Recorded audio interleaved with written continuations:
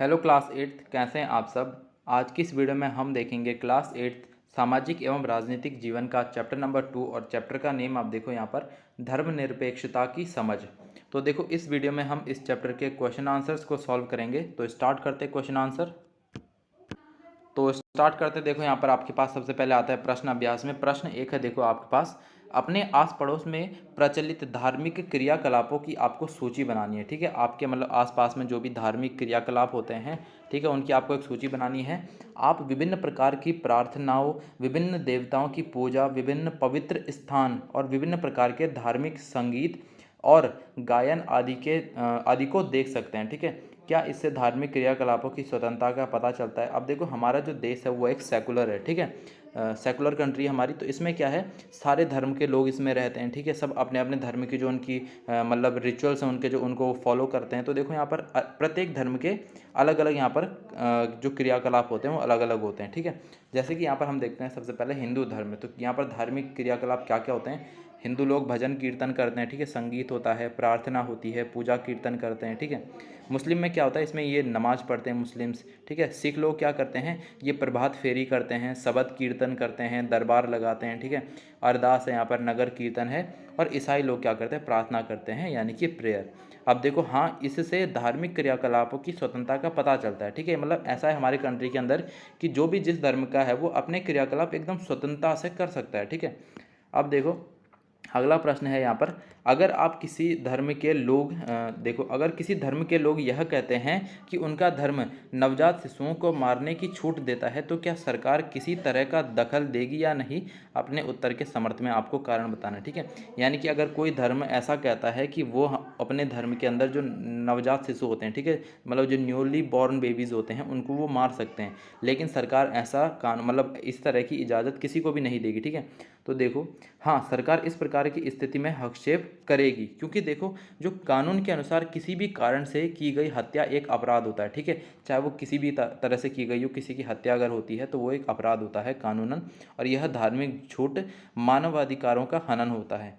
अब देखो प्रश्न 3 है यहाँ पर, इस तालिका को पूरा आपको करना है। ठीक है, तो देखो यहाँ पर आपको क्या दिया है, उत्तर हम देख लेते हैं। यहाँ पर सभी समुदाय के लोग विकसित हेतु, अब देखो यहाँ पर आपको क्या दिया है। ठीक है, उद्देश्य आपको दिया है। उद्देश्य मतलब क्या हो सकते हैं, एक धार्मिक समुदाय दूसरे समुदाय पर वर्चस्व नहीं रख सकता, ये उद्देश्य है। तो यह महत्वपूर्ण क्यों है ये आपको बताना है, और इस उद्देश्य के उल्लंघन का एक उदाहरण आपको देना है। ठीक है, तो अब देखो यहाँ पर है, एक धार्मिक समुदाय दूसरे समुदाय पर वर्चस्व नहीं रखता, तो इसका उत्तर आप लिखोगे यह कार्य महत्वपूर्ण है। मैं क्यों, देखो सभी समुदाय के समान विकास हेतु। अब देखो एक समुदाय अगर दूसरे समुदाय पर अपना वर्चस्व मतलब कायम करेगा, ठीक है, रखेगा, तो उससे क्या होगा, दूसरे समुदाय के मतलब जो उनके अधिकार है उनका उल्लंघन होगा।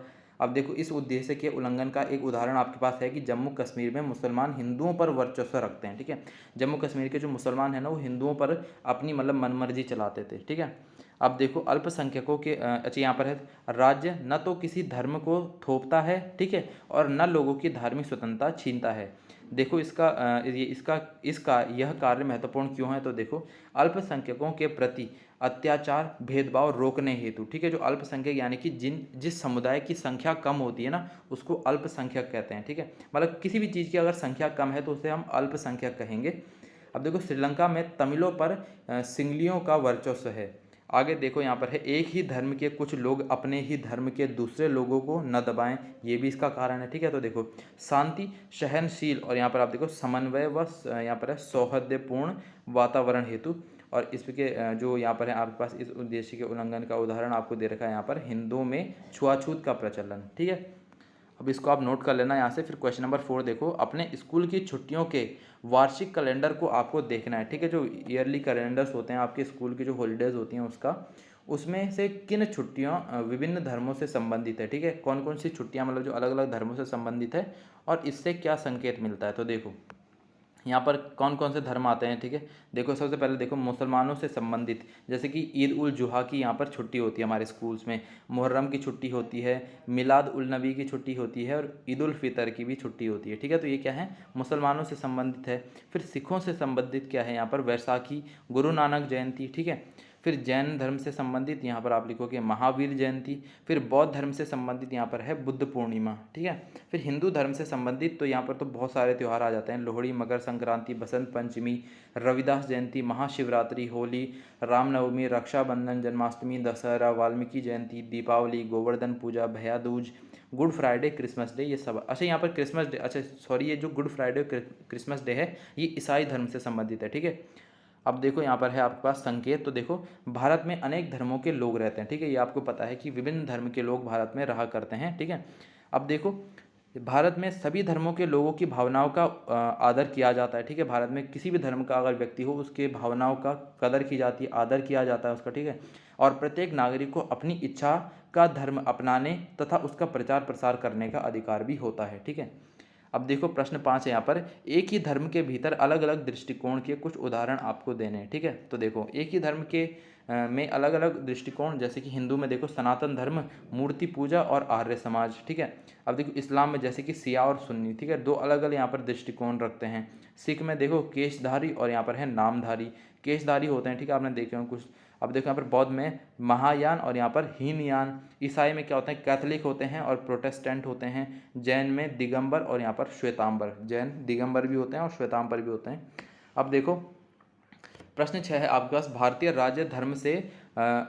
राज्य धर्म से फासला भी रखता है और उसमें हस्तक्षेप भी करता है। यह उलझाने वाला विचार अलग लग सकता है, ठीक है। जैसे कि जो भारतीय जो राज्य है वो क्या करता है कि धर्मों में फासला भी रखता है, ठीक है। धर्मों से मतलब उसे कोई मतलब नहीं है, लेकिन कहीं कहीं पर हस्तक्षेप भी करता है, ठीक है। ये इसमें देखो, इसमें क्या है, एक उलझन सी है कि हस्तक्षेप करता है या फासला रखता है। इसको हम डिटेल में समझेंगे। देखो इस पर कक्षा में एक बार फिर चर्चा आपको करनी है। चर्चा के लिए इस अध्याय में दिए गए उदाहरणों के अलावा आप अपनी जानकारी से अन्य उदाहरणों का भी सहारा ले सकते हैं। अब देखो भारतीय राज्य का धर्म से फासला किस तरह का है। भारतीय राज्य किसी एक धर्म को समर्थन नहीं देता। भारत का जो राज्य है, भारत राज्य है, मतलब जो भारत है, हमारी कंट्री है, वो क्या करती है, किसी भी एक धर्म को समर्थन नहीं देती, ठीक है। यानी कि कोई भी एक धर्म का वो यहाँ पर मतलब एक तरह से समर्थन नहीं करते, वो सब धर्म को बराबर रखते हैं। भारत में यहाँ पर आप देखो कचहरी, थाने, सरकारी विद्यालय और दफ्तर जैसी सरकारी संस्थानों में किसी खास धर्म को प्रोत्साहन देने या उसका प्रदर्शन करने की छूट नहीं है। अब देखो भारतीय राज्य का धर्म में हस्तक्षेप किस तरह का है। तो देखो धर्म के नाम पर अलग थलग करना और भेदभाव रोकने के लिए भारतीय संविधान ने छुआछूत पर पाबंदी लगाई है, ठीक है। इस तरह के यहाँ पर इस तरह से हस्तक्षेप किया है कि छुआछूत यहाँ पर नहीं माना जाएगा, ठीक है। इसको मतलब गैर कानूनी कर दिया है। अब देखो माँ बाप की संपत्ति में बराबर हिस्से के अधिकार का सम्मान करने के लिए राज्य को समुदाय के धर्म पर आधारित निजी कानून में भी हस्तक्षेप करता है। अब देखो प्रश्न 7 है यहाँ पर आपके पास। 7 में दिया गया यह पोस्टर शांति के महत्व को रेखांकित करता है, ठीक है। इस पोस्टर में कहा गया है कि शांति कभी ना खत्म होने वाली प्रक्रिया है और यह हमारी आपसी भिन्नताओं और साझा हितों के नज़रअंदाज करके नहीं चल सकती, ठीक है। ये वाक्य क्या बताते हैं अपने शब्दों में आपको लिखना है और धार्मिक सहिष्णुता से इसका क्या संबंध है ये भी आपको बताना है, ठीक है। तो देखो उत्तर हम देखते हैं। अभी हम इसके बाद यहाँ पर इमेज देखेंगे, ठीक है। इमेज चलो देख लेते हैं। A peace that comes from, यहाँ पर आप देखो fear and not from the heart, ठीक है, is a opposite of peace. ये किसने लिखा है, यहाँ पर आपके पास आएगा जर्नोडिस, ठीक है। अब देखो इसको हम यहाँ पर थोड़ा सा समझ लेते हैं। यहाँ पर ये है हमारे पास कि शांति से हम सब कुछ प्राप्त कर सकते हैं, ठीक है। इससे हमारा अपना तथा देश का विकास होता है तथा हम सब उन्नति के पथ पर अग्रसर होते हैं, ठीक है। तो कितनी प्यारी यहाँ पर बात कही गई है। और शांति उसी समय स्थापित की जा सकती है जब सभी धर्म के बीच सहिष्णुता होती है और सब मिलजुल कर रहते हैं, ठीक है। हमें मतलब ऐसा नहीं है कि दूसरे से बैर रखना है, ठीक है। सब साथ में मिलकर रहेंगे तभी हमारा देश या फिर हम भी आगे बढ़ेंगे, ठीक है। तो यहाँ पर आप समझ गए होंगे सब कुछ। तो क्लास 8 यहाँ पर आपके इस चैप्टर के क्वेश्चन आंसर सारे कंप्लीट हो गए हैं एंड आप क्लास 8 अदर सब्जेक्ट के question answer videos Krishna explains में देख सकते हैं। मैंने सभी पे वीडियो बना रखी है। बाकी तब तक के लिए पढ़ाई करते रहें। Bye bye.